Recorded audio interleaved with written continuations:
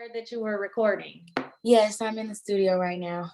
Love it. Do you want to introduce yourself and tell us a little bit about you? I'm young Baby Tate. I am a singer, songwriter, rapper, producer, entertainer, dancer, actress from Decatur, Georgia. I am in partnership with radio, and I've been making music pretty much my whole life, but have been doing it professionally for about 5 or 6 years now. I just released an EP in December called After the Rain. I just released a new music video for one of my songs called I Am, featuring Flo Milli. And yeah, that's me. I love it. I was like, let me let her list down all of her things. Rapper, producer, singer, dancer. I actually said we're about to add actress to it. It's amazing. Period. Love it. Okay, let's get into the question. So I am, oh my goodness, I be on my affirmations too.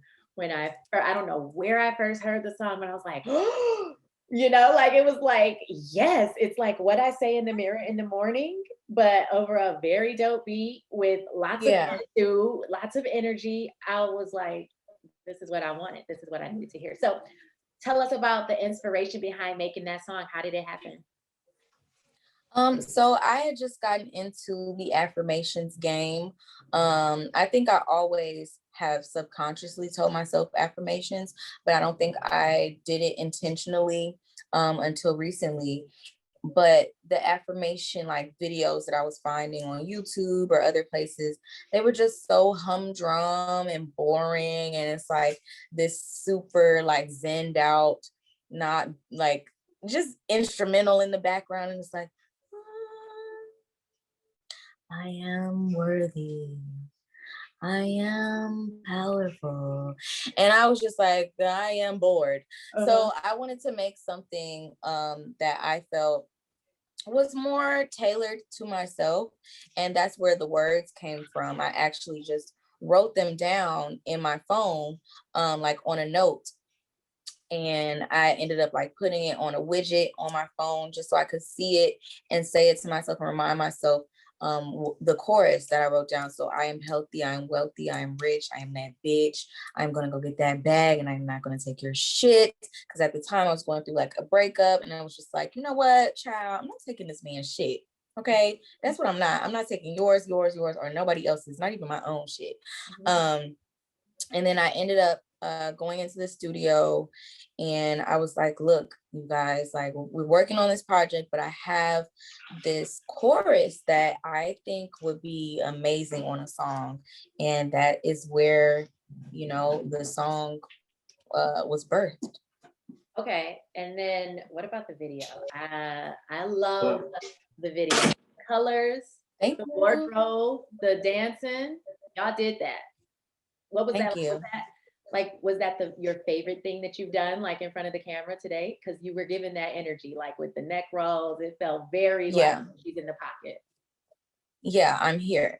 This is my biggest video to date that I've ever shot, from time to money to crew. Like it was just all the biggest that I've done so far. So I definitely was feeling it. And then, just being able to have this moment that was really fueled by people just feeling this song and like resonating with the words feels so great to me. And it's not like just some filler song, like it's something that really means a lot to me.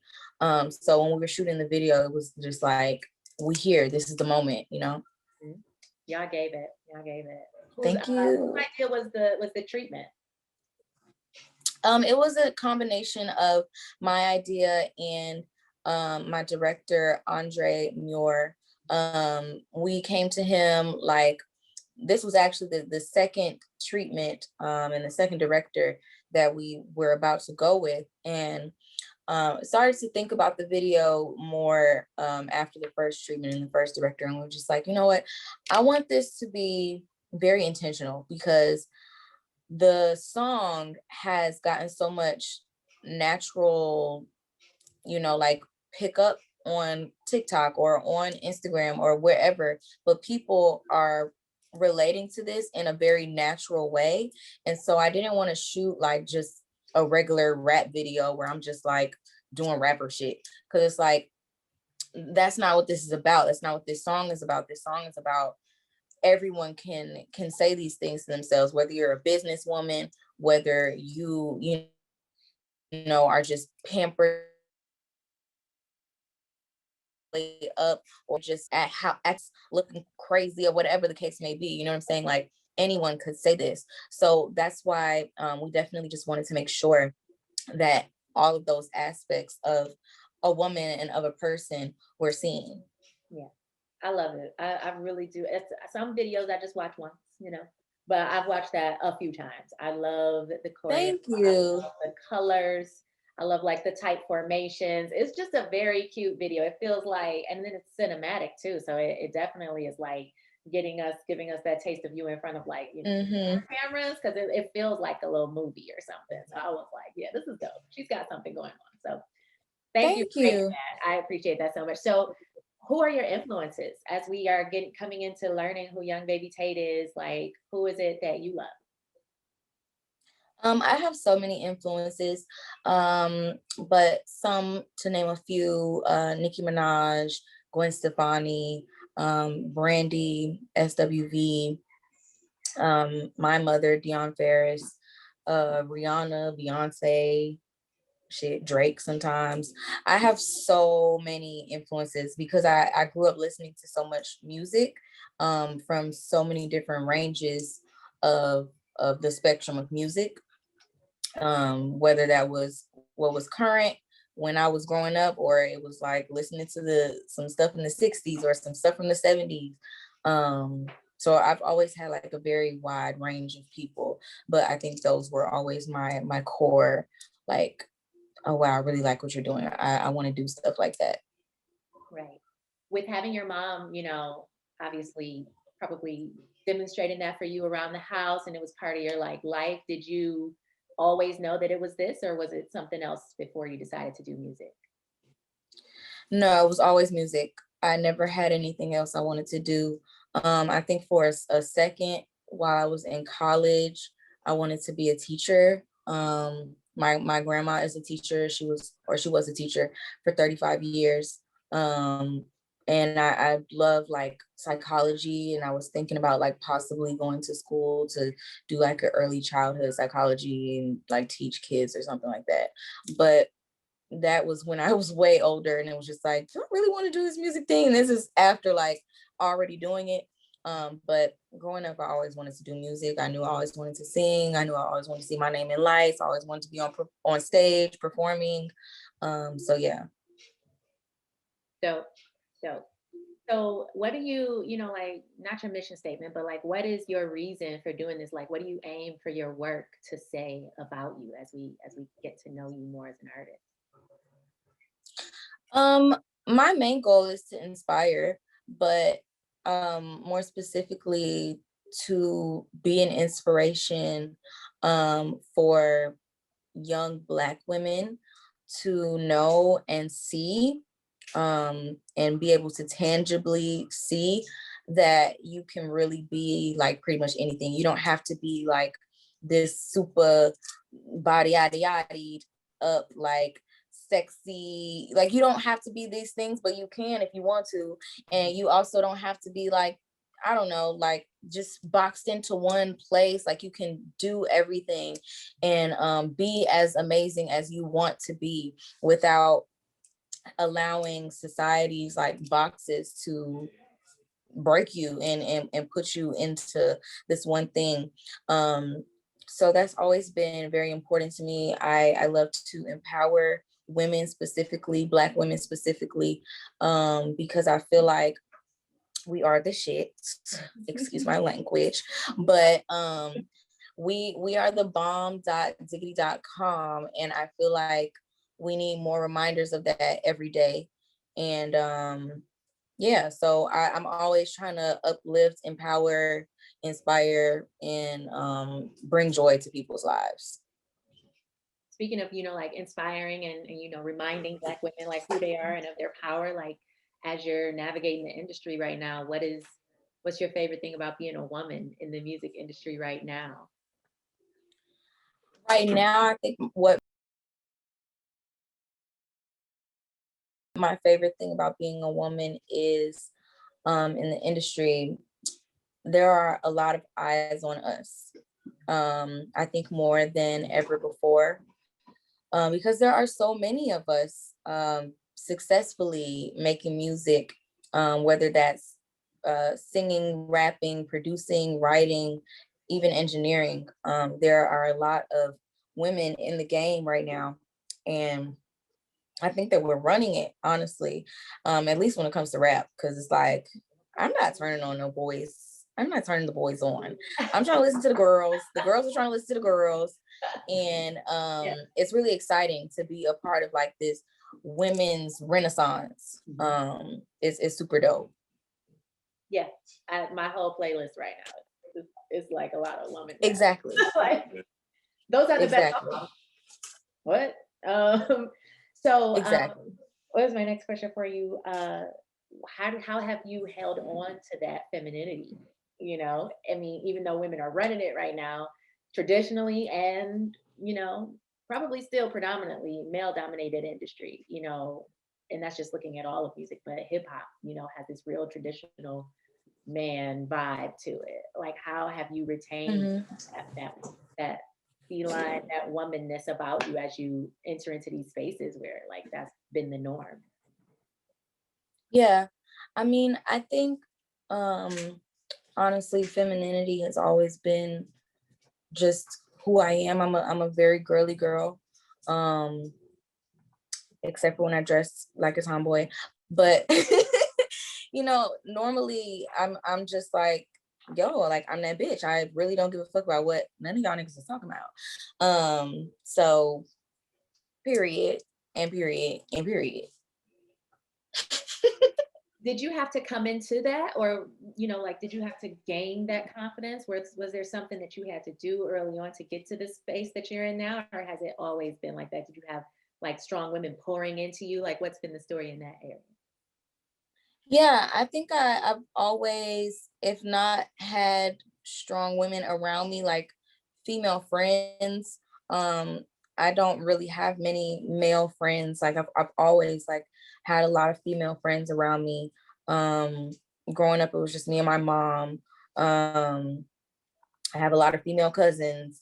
So I was just always surrounded by women. And so I think in spaces where men are predominantly there, like even right now, I'm at the studio um, working on some things, and there are a lot of men here. I would say there are like maybe 7 women here as artists. But we are all going into these spaces kind of in support of each other, number one. Um, so if I hear my sis say something and ain't nobody listen to her, and be like, excuse me, did y'all hear what she said? And I don't know, I've just kind of always been like that. Because F these niggas. I'm sorry. You said what? Nothing, don't listen to what I said. I don't want to know what you said. So I forgot my next question is because I'm listening to you and there's so much that I want to ask. Before you came into this partnership with radio and you were like strictly indie, what was what was that like? What was your biggest takeaway from that time? What would you do differently? If any. You know, being independent, it comes with its pros and its cons. It's a lot of work. Mhm. And still it's a lot of work, even having an amazing partner like radio. It's work. But that is with, I think, well, I wouldn't know because I've never been signed. But I feel like either way it's going to be a lot of work. Um, with being independent, a lot of that work falls upon you as an artist and your team. Whereas Otherwise, it would be kind of other people's designated job to do certain things that you don't even have to think about or worry about. But for me, I have been, grinding independently at first with a manager that had never even been in the industry, just someone who wanted to see me win and wanted to help. And she and I just going through the motions of like learning what is going on, like what is what as far as this music industry and this business. Um, it was definitely some learning curves, but it's really about having the right people around you and having a proper and strong team and foundation. So the indie route for me has always been something that I chose myself. It wasn't like, oh, nobody wants to sign me or nobody cares about my music. Like people want to. It's Right. just, this was a choice that I made on my own, to push myself as far as I can go, without basically building up an unnecessary tab.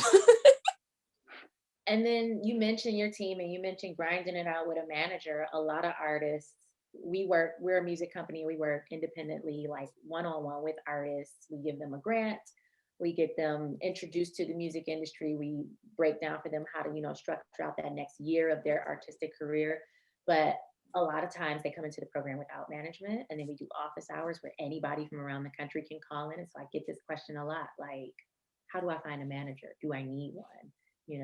Who needs to be on my team? Can you talk about what your team looked like in the early days?